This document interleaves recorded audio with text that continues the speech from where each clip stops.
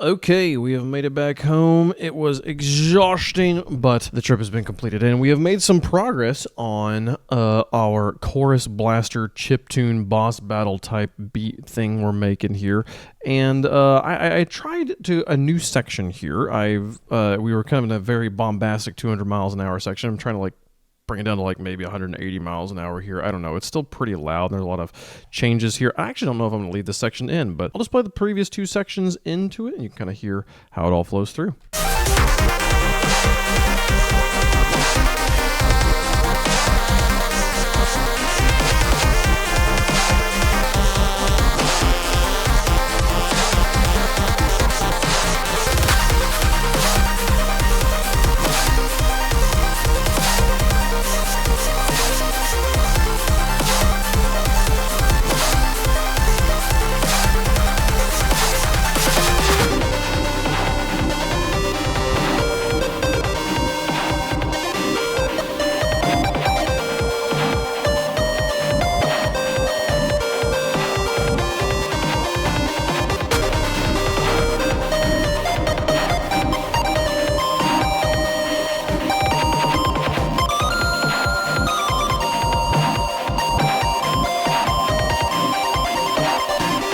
And that's all we've got so far. I love every element in this section individually.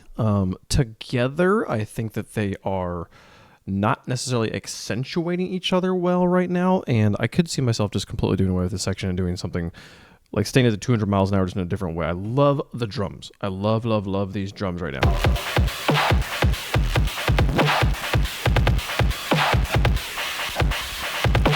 I can see myself trying to do almost an explicitly percussive section at this point here. I feel like going into the cooldown and then going to the percussive section is maybe the wrong move. So maybe percussive section then this or something. I don't know. Or maybe just get rid of this. But this was a fun experiment. There's a few things we're doing here. One, the drums themselves. If we just solo the drums and kind of play the little measure of them beforehand, you'll hear the pretty big shift here.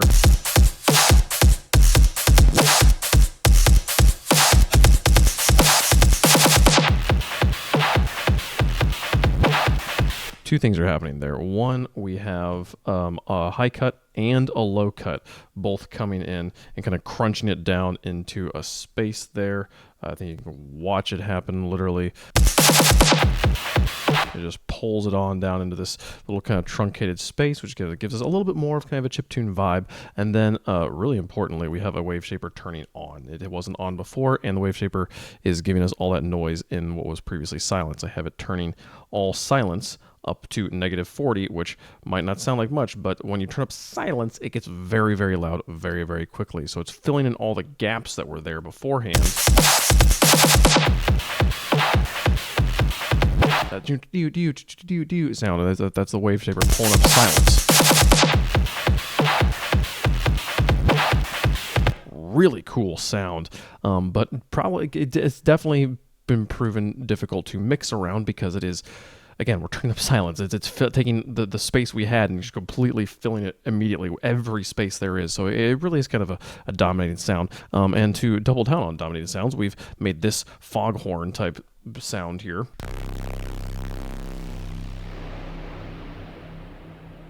It's a very, very wide sound. If we take a look at the multimeter, this sound is kind of all over the place, and I guess I have it turned down right now. Turn off the side chain shaper box here just for a little bit because it always it makes it weird when I solo things. That's what was happening. The shaper box was changing the sound. This is what it actually sounds like. Thank you. Okay, it's not just the high end. It's actually filling in the low end there. Other cool sounds. The Game Boy lead over here is doing this really cool 5 inside of 4 pattern. More obvious over here.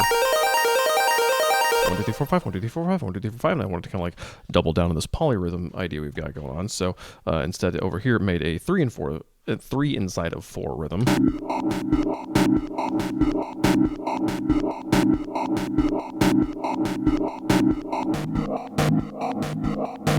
Which without any other, thing to anchor yourself to, you're like, oh, we're just in triple meter now, I'll put it with the drums.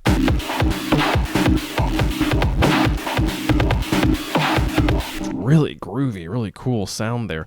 And this is just some 8-bit magical plugin with some 50% wave there, set to with a lot of things done with shaper box. The MIDI is very, very simple, just chords, just kind of hitting. I guess these are eighth notes. The shaper box has a reverb that is really opening up everything. This robot says yo, kind of gives us this really interesting shape. It's kind of like what you're kind of hearing, but then that is also being doubled down on by this liquid here, the phaser, where we have it just and then again the filter as well. If I turn these off, you can hear them more individually. The reverb's doing that. Then the filter is kind of giving us this it's kind of almost like a sextuplet sort of thing. Then that's being further accentuated by the phaser. And then to make sure we're not like too heavily emphasizing 3, I just put a quarter note tremolo at 63%.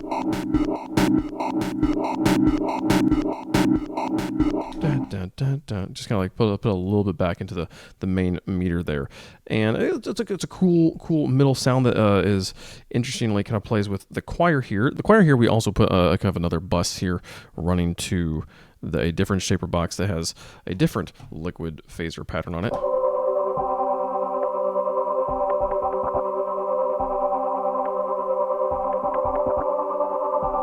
I mean, I love that rhythm. I kind of want to bring that out more, and that means I need to kind of push some of the other things down further. But this is all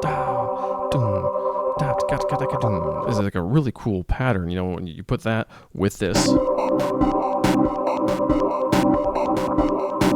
starts to get lost, but it's cool, you know. And then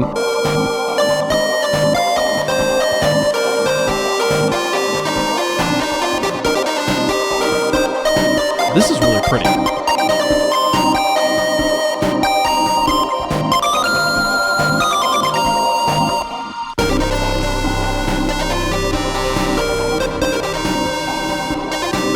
Like almost better without the drums.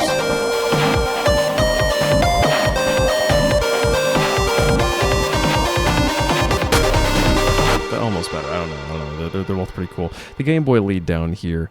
The choir thing, just for lastly, this is the same kind of choir bounce we've used in previous episodes. You go back to the previous episode where we're working on Chorus Blaster. I think it was like episode like 308 or something. I'm guessing. Don't quote me on that. Just go back and watch all the episodes. You can watch me make that one here. The Game Boy lead, though, this one was new. This is the Game Boy lead preset we've used before, but then we modified it to have a different duty in the Game Boy or in 8-bit Magical plugin here. Got lots of videos on 8-bit Magical plugin if you want to know what duty means. And then we stacked a whole bunch of things on top of it here, including an OTT to give it some compression and some color, as well as the stereo delay. This one actually comes on my Game Boy lead preset already. This just gives it that really kind of like retro sort of vibe to it. That initial click, a lot of that's being done by that stereo delay.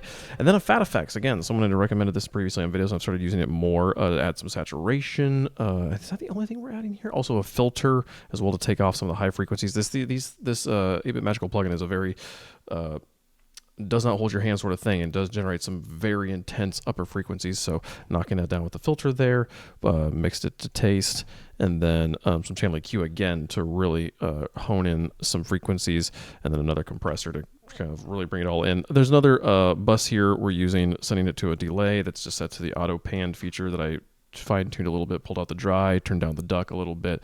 I think those are the two things. And I turned up the feedback a little bit as well. And also I adjusted the timing. So that gives us this. And the saturation in there gives just a wonderful kind of like warm fuzziness to the sound that otherwise without, like, it's very, very crisp. You hear that, that filter doing a lot of work, making it a lot more of a palatable sound. You can really see it too when you're looking at it in the span here. These frequencies, they are so spiky, but they're so much more spiky when I turn off that effect we had going there, just because it's so.